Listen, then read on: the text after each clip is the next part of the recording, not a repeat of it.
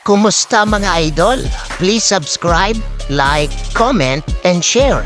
Road to 3K subscribers tayo mga idol. Maraming salamat po. Panoorin natin ang pangalawang paghaharap ng Yokohama B Corsairs kontra Shinshu Brave Warriors. Unang puntos ng ating pambato na si Kai Sotto. Medyo masama ang bagsak ng ating pambato na si Kai Sotto. Walang tawag ang referee dito. Pang-apat na puntos ng ating pambato galing sa pasa ni Mori. Pasok ang 100 shot. Sumabay pa ang import pero hindi umabot.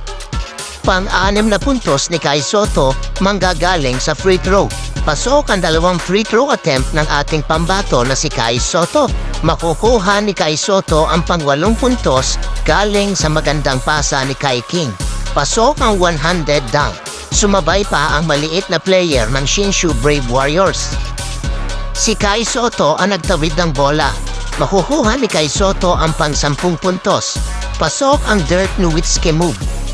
Kukompleto sa pang-11 puntos ng ating pambato na si Kai Sotto ay manggagaling sa free throw. Iisang free throw ang naipasok ni Kai Sotto.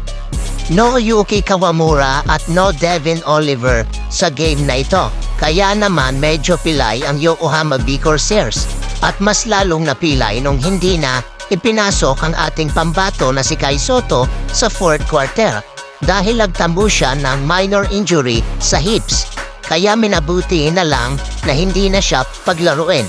Pero mga idol, natamo niya ang injury noong 1st quarter sa una niyang puntos dahil sa pagkakatulak at pagkabagsak niya. Sadyang napakalakas ng ating pambato na si Kai Sotto dahil nagawa pa niyang maglaro hanggang 3rd quarter. Hindi pa sigurado kung makakapaglaro si Kai Sotto sa susunod na laban kontra Kawasaki Brave Thunders sa May 5, 2024. So yun lang mga idol. Kung nagustuhan mo ang video na ito, pa-like and comment mga idol. Thank you for watching mga idol.